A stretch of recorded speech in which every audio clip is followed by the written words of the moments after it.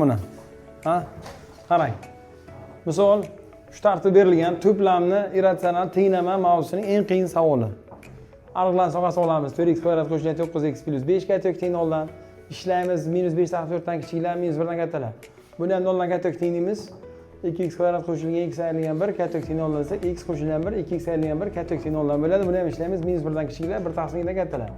Buni ham 0 dan katta tenglaymiz va x ayrilgan 1 x qo'shilgan 1 ga ajraladi. -1 dan kichiklar, 1 dan kattalar javob keladi. Va keyingi aniqlanish sohasi bu ayirma musbat bo'lsin degan shartni ham kiritamiz. Ya'ni mana bu ildizni ichi katta bo'lish kerak bu ildizni ichidan. Ya'ni ayirma musbat bo'lsa, shunda bu tarafda ham musbat songa teng bo'lishi ehtimoli bor. Bu degani, demak 4x kvadrat qo'shilgan 9x plus 5 katta teng bo'lishi kerak 2x kvadrat qo'shilgan x ayrilgan 1 dan. Buni soddalashtirsak, -3 dan kichiklar, 1 dan kattalar degan javob chiqadi. Umumiy aniqlanish sohasi -5/4 dan kichiklar, -1 dan kichiklar, -1 dan kichiklar, -3 dan kichiklar. -3 dan kichiklar yechim bo'ladi. Keyin har bir oraliqda -1, -1 bo'lganligi uchun -1 yakkayagona bo'ladi.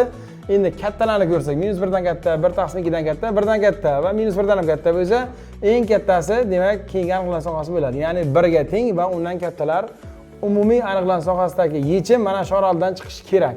-3 dan kichik yoki yakkayagona -1 yoki 1 dan katta degan javob chiqsa, yechim qilib olamiz. Endi yechimga o'tamiz. Ikkita qavsga ajratdik mana. Buni ham ikkita vet teoramasiga asosan qavsga ajratdik. Buni ham ajratdik. Parvina. Shunda x qo'shilgan bir har birda bo'lganligi uchun umumiy bu ikkalasidan chiqardik, bundan ham chiqardikda qisqartirib yubordik va shuni teng 0 sharti ham yechim bo'ladi deb qaradik. Tushunarli? Keyin x teng -1 degan javob chiqdi. Yakkayagona bor bu yerda uni olamiz. Qolgan narsalar bundan x 4x plus 5 qoldi ildizosti, ayrilgan ildizosti 2x -1 qoldi mana. Teng ildizosti x -1 ga.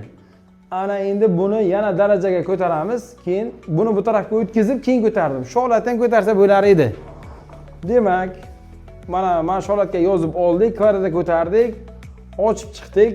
4x plus 5, buni x ayrilgan 1, bunisi 2x ayrilgan 1 va ikkilanganini yozdik. Bir tarafga o'tkazdik, x qo'shilgan 7 teng 2 kara ildizosti x ayrilgan 1, 2x ayrilgan 1 bo'ldi ildizosti. Mana bundan yana aniqlanish sohasi olamiz. X plus 7 katta teng 0 dan, x katta teng -7 dan. Demak, yana kvadratga ko'taramiz ildizdan qutulish uchun. Keyin natija soddalashgandan keyin bizga x teng 7x plus 9 va x ayrilgan 5 ko'paysa ajraladi. Buni teng 0 deymiz. Xo'p, -9 taqsim 7 degan javob chiqadi. Buni teng 0 deymiz. X teng 5 degan javob chiqadi. Mana bu qiymatimiz aniqlanish sohasiga to'g'ri kelmaganligi uchun bu yechim olinmaydi. Va tenglamaning yechimi -1 va 5 degan javob chiqar ekan. Tushundingizmi? Bu misolni yana qaytadan ishlab ko'ring. Bu misol eslab qolishingiz kerak. Ya'ni biz turgan holatda kvadratga ko'tarib yuborsak, bu misol xato bo'ladi. Shunga o'xshagan misol tushsa, demak bilingki, har bir qavsdan nimadirni chiqartirib olganingizdan keyin buning javobi chiqadi. Ya'ni mana shu narsa xayolingizga qolish kerak. Agarda ichkarida kvadratli ifodalar kelsa, demak har birini ko'paytirib ajratsak, o'sha bir xillik ko'paytma qatnashib qoladi. Shuni qisqartirganimizdan keyin biz ishlay olamiz. Tushunarli? Ya'ni mana bu bilan buni qisqartira oldik va teng 0 deganimizdan keyin soddalashgandan keyin ishlab bildik buni. Agar shu fikr miyamizda kelmasa, bu misolning javobi chiqmaydi. Tushunarli? Eslab qolish uchun yana qaytadan ishlaysiz.